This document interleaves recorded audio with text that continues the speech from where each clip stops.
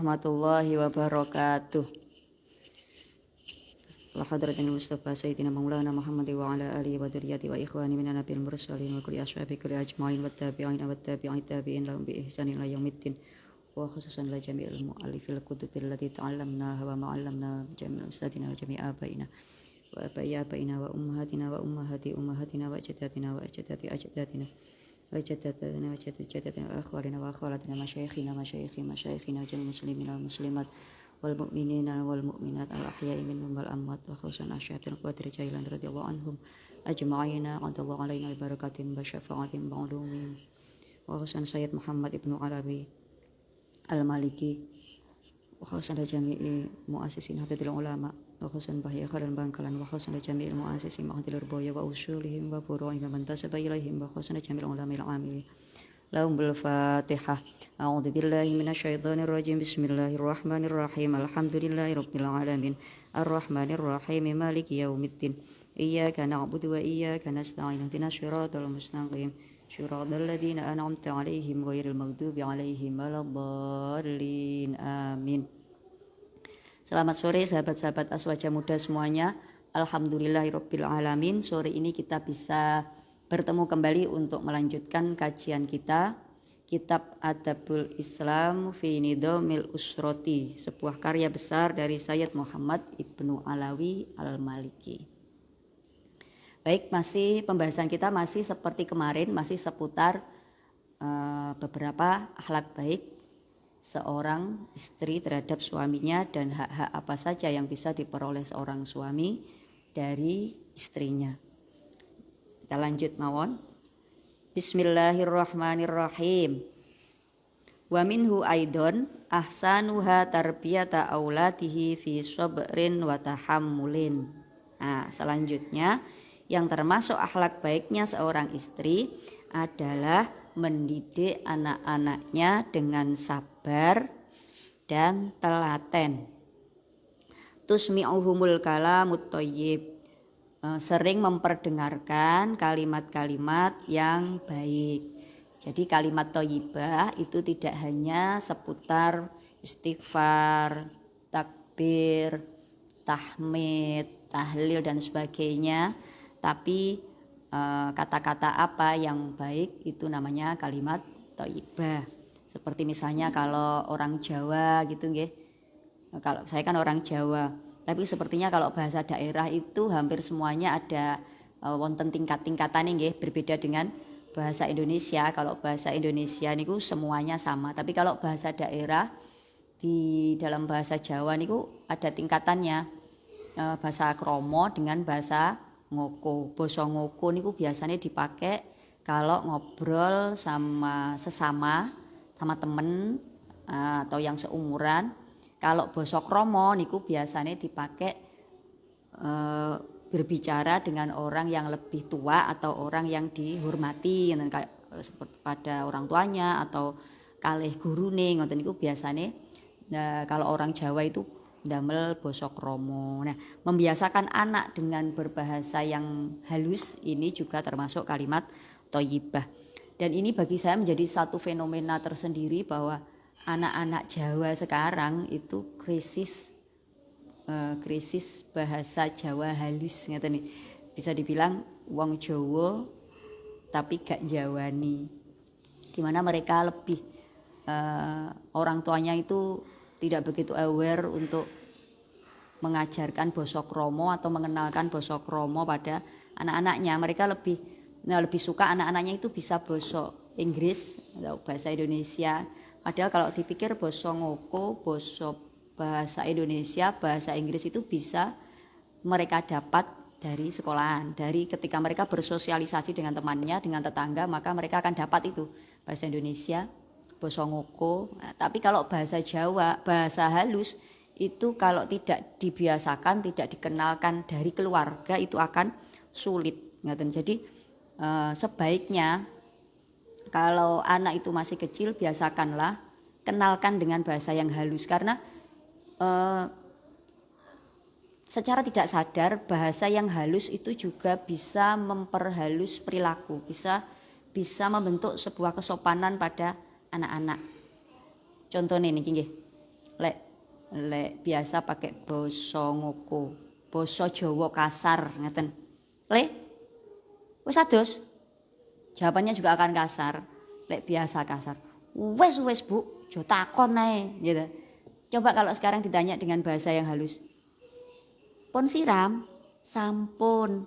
Nadanya akan turun. Nah, ini akan membentuk sebuah kesopanan.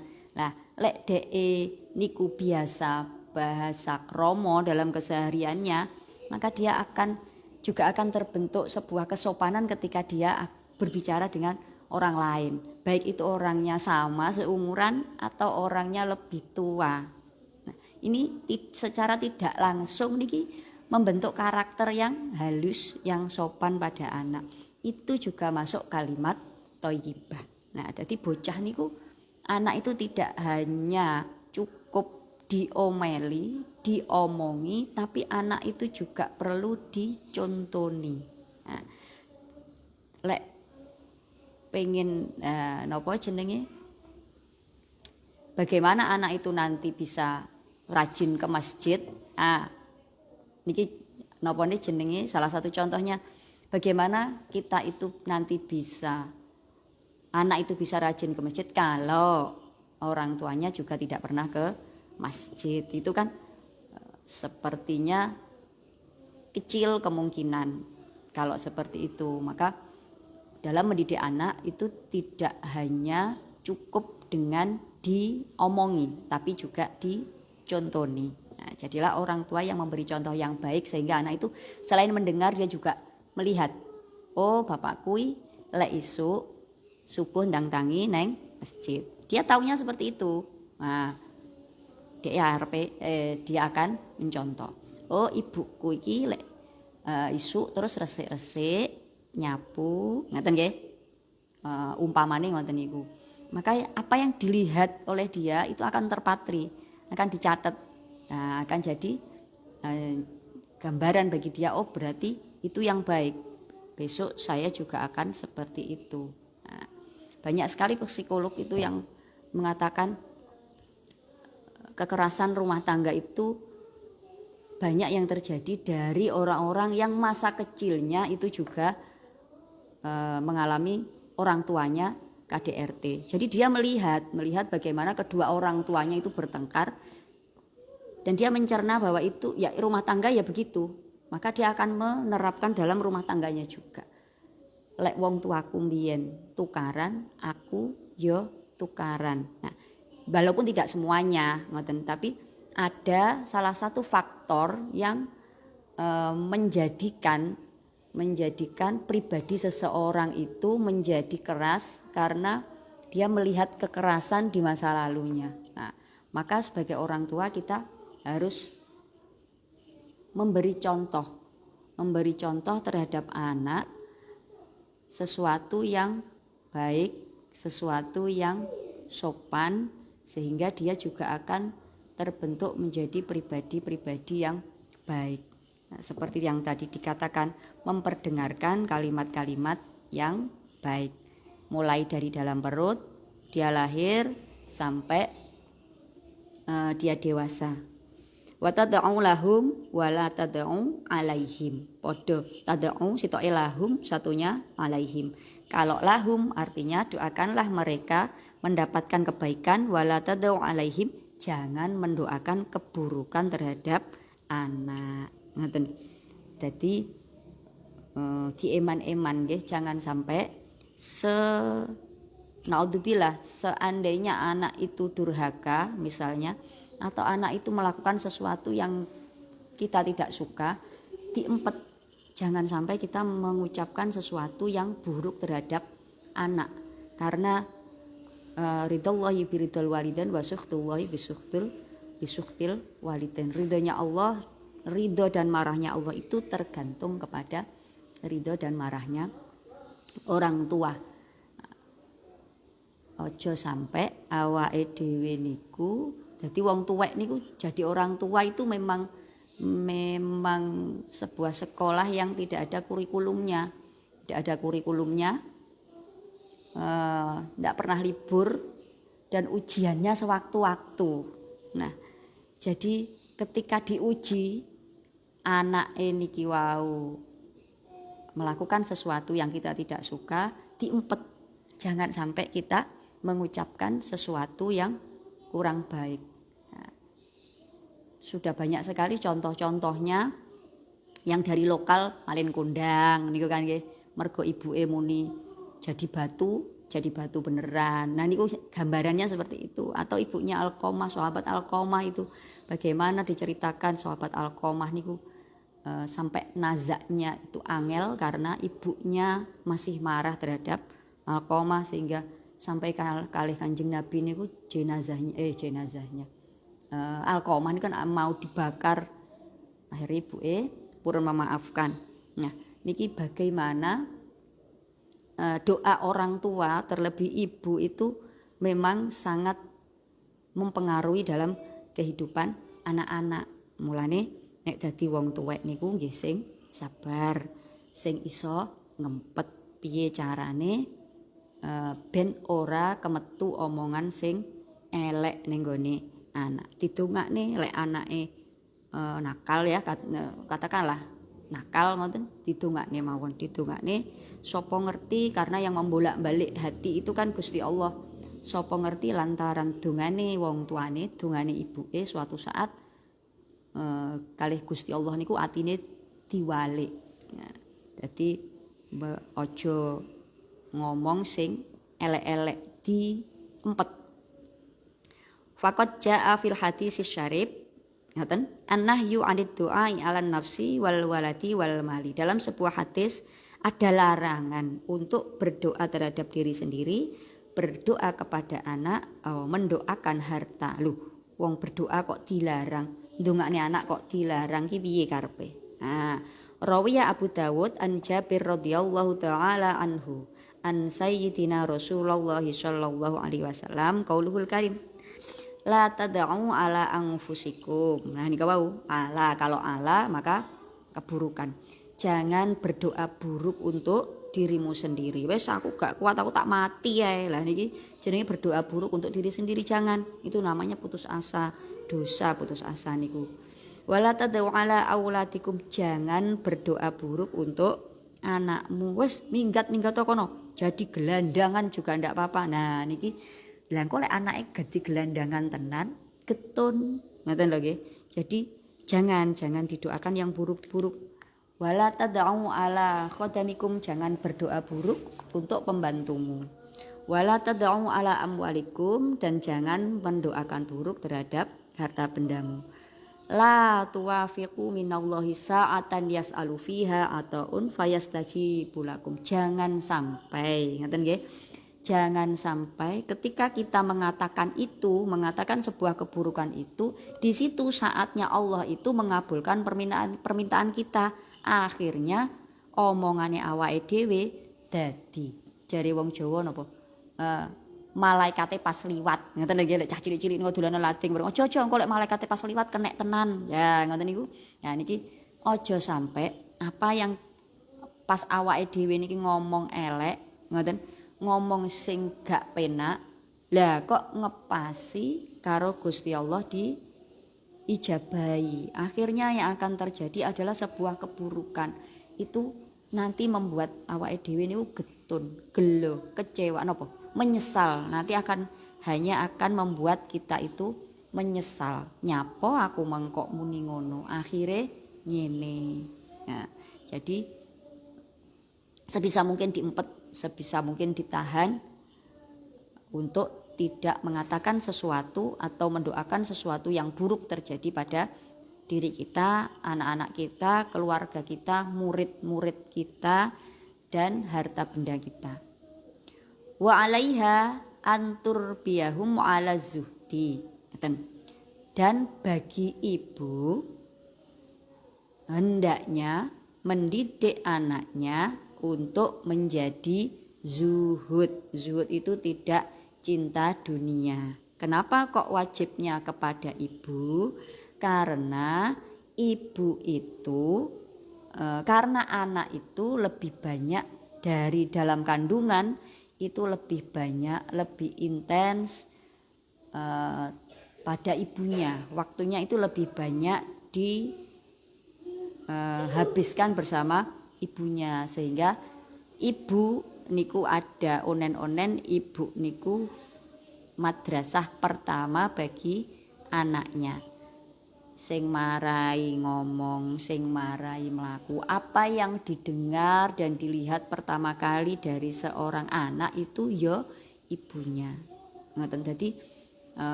lek tirose Mbah Warni kok cah wedok, wong wedok niku kudu pinter. Wong wedok niku enggak oleh cupet. Pripun?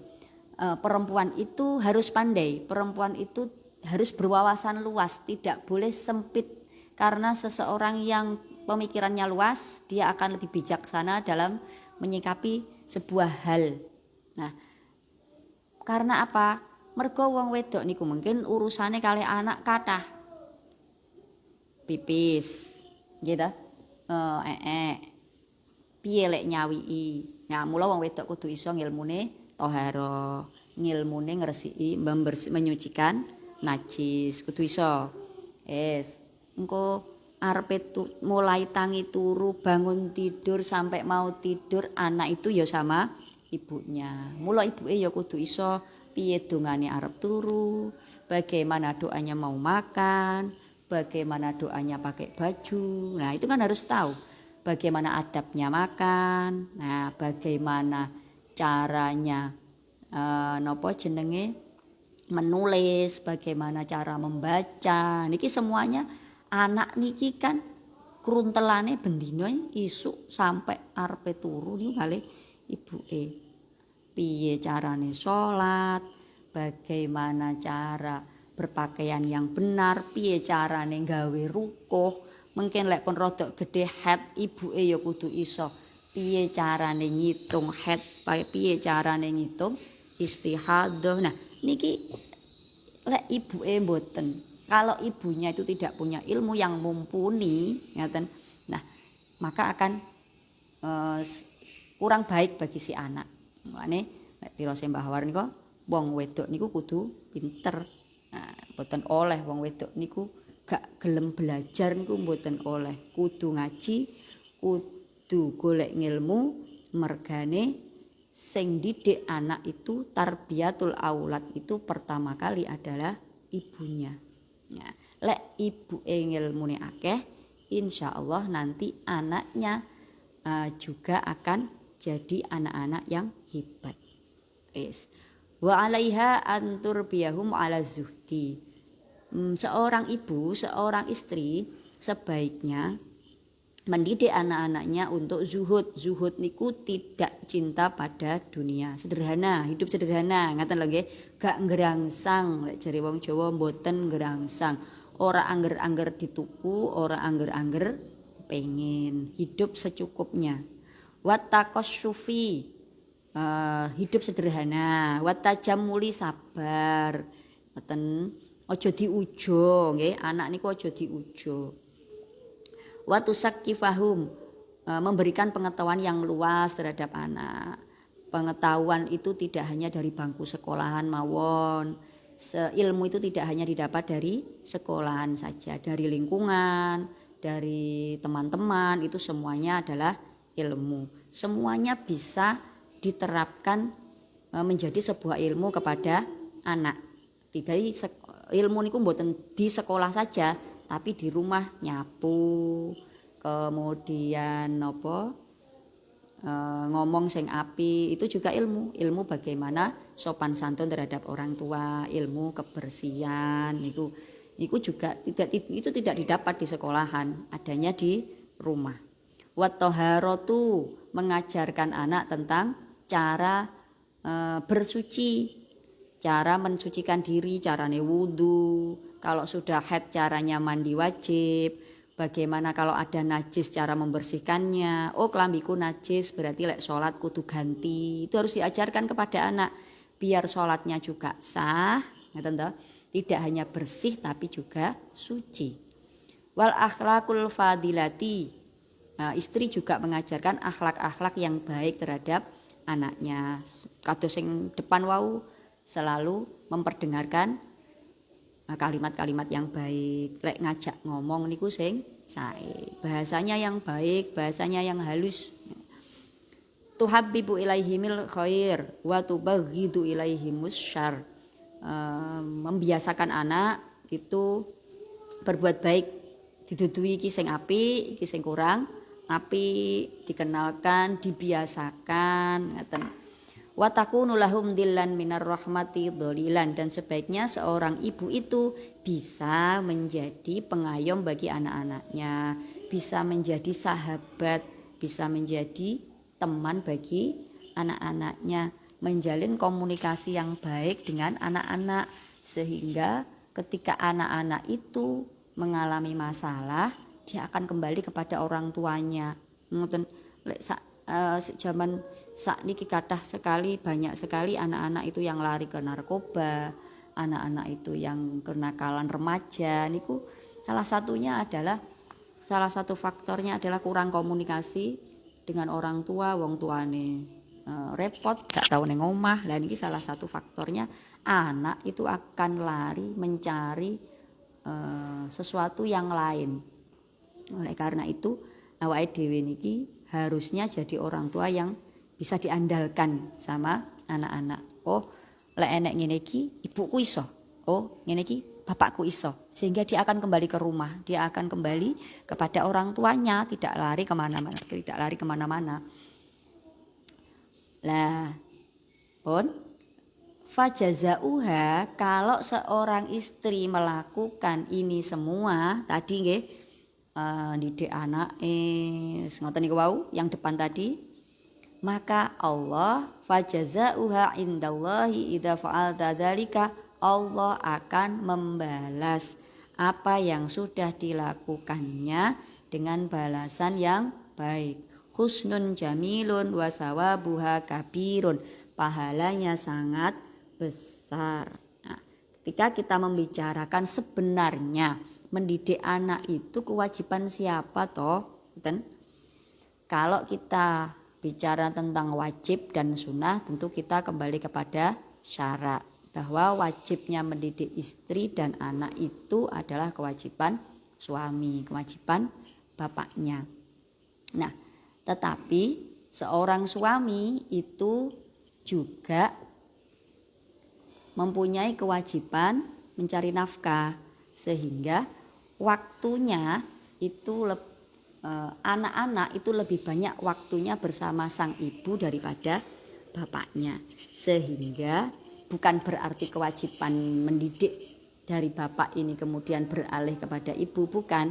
Tetapi ketika sang ibu ini mau mengambil alih tanggung jawab tersebut, fajazauha indallahi idza fa'alta dzalika, pahalanya sangat besar. Itu adalah sebuah ibadah. Kalau katanya Imam Ghazali, as-sobiyyu amanatun li abihi, anak-anak itu adalah sebuah amanat bagi bapaknya. Jadi memang bapaknya itu tetapi kalau dari Sofyan As-Sauri, hadisnya Sofyan As-Sauri ini ku ngeten, hakul waladi alal walidi. Jadi haknya anak pada kedua orang tuanya, ayah dan ibunya. Haknya apa saja, kewajibannya orang tua itu apa saja? Satu, memberi nama yang baik. Kemudian yang kedua, memperbaiki akhlaknya. Yang ketiga, memahamkannya kepada ilmu-ilmu agama, bisa diajari sendiri atau dipondokkan atau didatangkan ustadz. Yang keempat adalah menikahkannya. Nah, jadi bisa jadi kewajiban itu memang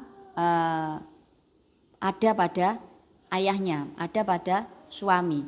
Tapi seorang ibu itu juga punya tanggung jawab dalam mendidik anaknya, karena tidak mungkin akan maksimal jika hanya ditangani oleh ayahnya saja. Oleh karena itu harus ada kerjasama yang baik antara ayah dan ibunya dalam mendidik anaknya. Tidak bisa jalan sendiri, tidak bisa ibunya saja dan tidak bisa ayahnya saja, karena ayah dan ibu itu memiliki peran masing-masing yang sama-sama istimewanya. Jadi tidak bisa hanya jalan satu-satu.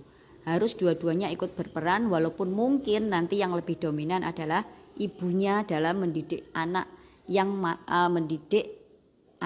masih kecil, karena memang waktu si anak itu lebih banyak bersama ibunya. Tapi bukan berarti ayah atau suami itu lepas tangan sama sekali dalam dalam tanggung jawab mendidik anaknya. Tidak, tetap tanggung jawab mendidik anak, memperbaiki akhlaknya, memahamkannya kepada agama, itu adalah tanggung jawab ayah dan ibunya. Kesimpulan dari kajian kita pada sore hari ini adalah mendidik anak itu adalah kewajiban kedua orang tua. Biasakanlah anak mendengar dan melihat sesuatu yang baik, sesuatu yang disukai oleh Allah, agar menjadi bekal bagi dia untuk menjalani kehidupan. Dan juga perbaikilah akhlaknya,